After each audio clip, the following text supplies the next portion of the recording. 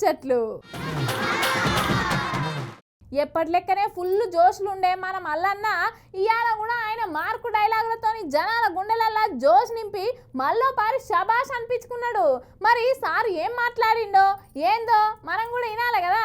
ఈనుర్రి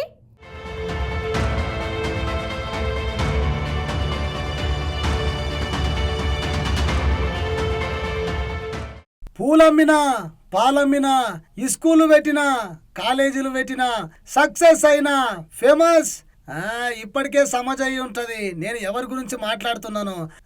famous person Mallareddy sir గురించేనులా.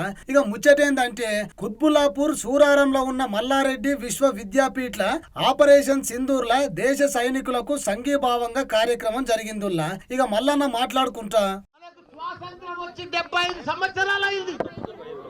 మనము పాకిస్తాన్ తోటి ఎప్పటికీ బాధలు పడుతూనే ఉన్నాం.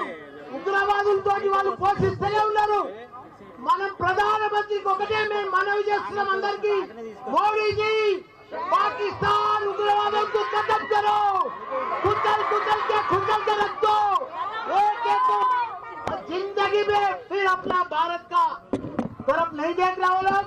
उग्रवादों को पूरा पाकिस्तान ప్రపంచంలో చిత్రపటంలోనే పాకిస్తాన్ కనిపిస్తుంది. నెక్స్ట్ మనం 75 సంవత్సరాల మంది బాధపెడుతున్నారు. మనం ఇక భరించలేము.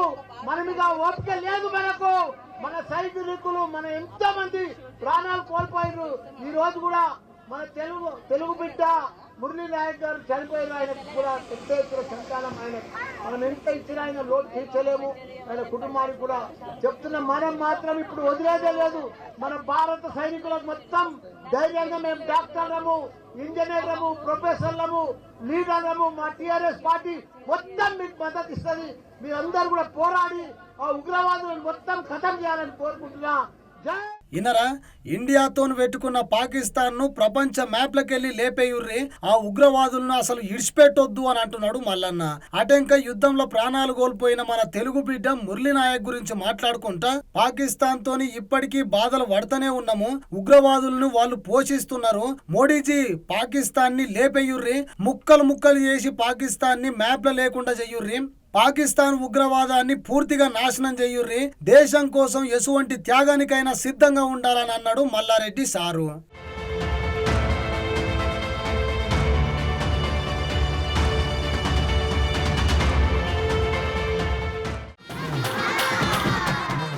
ఇప్పుడు బావా బామ్మర్దుల ముచ్చట ఏందో చూద్దాం.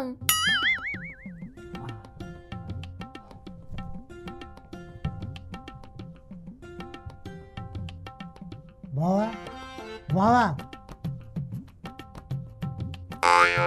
మంచిగానే గాలాడుతుంది. నరం కూడా కొట్టుకుంటున్నది. అగో గుండెకాయ కూడా కొట్టుకుంటున్నది. బావా బావా ఓ బావా ఏమ్రా ఊకే డిస్టర్బ్ చేస్తావు? డిస్టర్బ్ చేయకు. ఏ డిస్టర్బ్ చేసుడు కాదు కానీ లేదు, నేను మందు బంద్ చేసిన. నేను ధ్యానం చేస్తున్నా, నన్ను డిస్టర్బ్ చేయకు. నేను మందు బంద్ చేసిన. బావా లేదు, నేను మందు బంద్ చేసిన. నడు నడు మంద నడు. ఏంది మందా? అవు బావా, అలసిపోయిన వీరులకు అలసటనిచ్చేది, పెళ్ళాం బాధితులకు తోడుగుండేది, సర్కార్కు పైకం తెచ్చేది మందే బావా, మందే.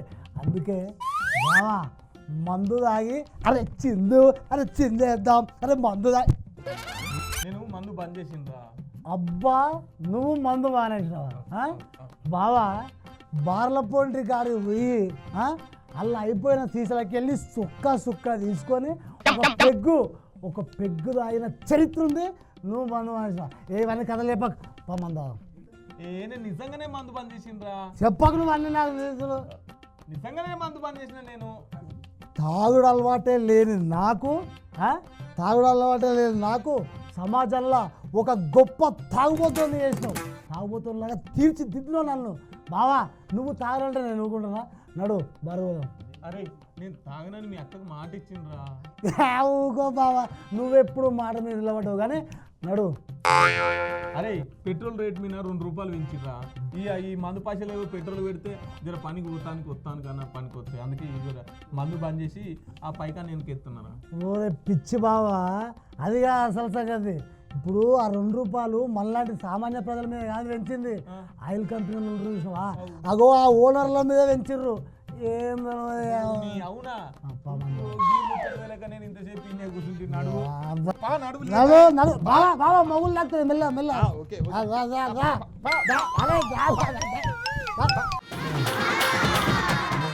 ఇక మా సక్కుబాయి ఆపరేషన్ సింధూర్ మీద పబ్లిక్ ఏమంటుర్రో అరుసుకొత్తా అని పోయింది. పిలుద్దామో పారి. ఓ పిల్ల ఏడున్నావు ఇట్రా. పాకిస్తాన్ వార్ జరుగుతున్నాయి కదా సరిహద్దుల్లో, సో మీరు మీ స్పందన ఏంటి సార్ దీని మీద? మా స్పందన అంటే అసలు దానికి స్పందనే అవసరం లేదు, డైరెక్ట్ మోరిగాడు అటాక్ చేయడమే.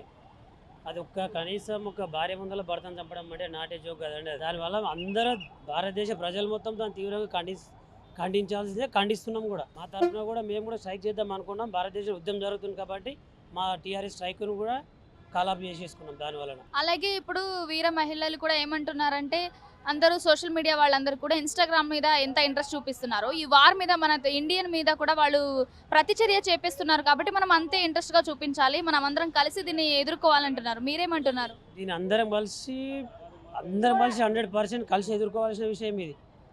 మన రాజకీయాలు అలాగున్నా కానీ మన దేశం తరఫున అందరూ ఏకతాటిపైకి వచ్చేసి ఖచ్చితంగా దీని మీద వార్ చేయాల్సిందే. ఈరోజు కూడా మనం న్యూస్ చూసినాం కదా, ఇంట్రెస్ట్ ఉన్న వాళ్ళందరూ అప్లికేషన్లు ఇచ్చేసేయండి, ఆన్లైన్లో ఎగ్జామ్ పెడతామని చెప్తున్నారు.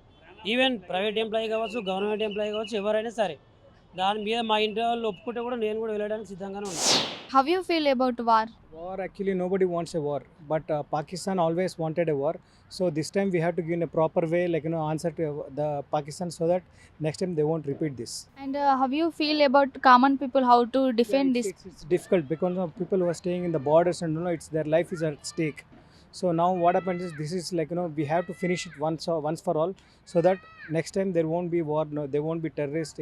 It's even be people who are staying in India, like they're coming, they're killing people. This is not right. So we have to give a proper encounter for them. Sir ఇప్పుడు పాకిస్తాన్ భారత్ యుద్ధం జరుగుతుంది కదా sir, so మీరేమనుకుంటున్నారు sir? Pakistan జనాభా తక్కువ ఉంది, మన జనాభా ఎక్కువ ఉంది. మన ఇండియా మీద వాళ్ళు ఏం చేయలేరు, ఎందుకంటే మన సైన్యమే మనకు ధైర్యం. బార్డర్లో మొన్న జరిగిన వల్గామా అక్కడ జరిగిన దాని గురించి ప్రతీకారంగా ఇప్పుడు మళ్ళీ మోడీ తీసుకున్నాడు అన్నట్టు సింధూర్. ఏదైతే బోర్డర్ ఉందో పాకిస్తాన్ బోర్డర్, ఇండియా బోర్డర్ ఉంది ఏదైతే ఉందో, అక్కడ జవాన్లు రాత్రంతా కూడా తిండి తినకుండా నిద్రపోకుండా యుద్ధం చేస్తూనే ఉన్నారు. మొన్నటి వరకు కూడా ఒక 5 మెంబర్స్ చనిపోయారు జవాన్లు. సో వాళ్ళ ఫ్యామిలీకి కానీ లేదంటే మన ఇండియా వాళ్ళకి కానీ ఏం చెప్తారు సార్? వాళ్ళ ఫ్యామిలీకి మన భారతదేశం తరపున అందరి తరపున ప్రగాఢ సానుభూతి తెలియాలి. నిన్న కూడా మురళీధర్ నాయక్ చనిపోయాడు, ఆయన ఆత్మ కూడా శాంతి కలగాలని భగవంతుని ప్రార్థిస్తాం. మన సైనికుల కోసం, మన జవాన్ల కోసం మనం అందరం, ప్రతి ఒక్క భారతీయుడు ప్రత్యేకంగా పూజలు చేసి, వాళ్ళు మనం కాపాడుతారు కాబట్టి మనం వాళ్ళ కోసం పూజలు చేసి ప్రార్థన చేయాలని ప్రతి ఒక్కరిని వేడుకుందాం. జై జవాన్, జై హింద్, జై భారత్ మాతాకి జై. ఉంది కదా ఇండియా పాకిస్తాన్ వార్, దాని గురించి మీరు ఏమనుకుంటున్నారు సార్? యాక్చువల్గా Pakistan is a rogue notorious state. Everybody మనకు తెలుసు, అది ఆయన ఈజ్ ఎ టెర్రరిస్ట్ స్టేట్. ఆయన ఏం చేస్తున్నా అంటే ఇండియాకి బద్నాం చేయాలి, వాళ్ళకు కొంచెం సింపతి రావాలి. వాళ్ళకు బాధ అవుతుంది, ఎందుకంటే మనం ఇండస్ వాటర్ కూడా ఆపేసాను. It is going to hurt them very badly అండి. అట్లా ఉన్నది పరిస్థితి.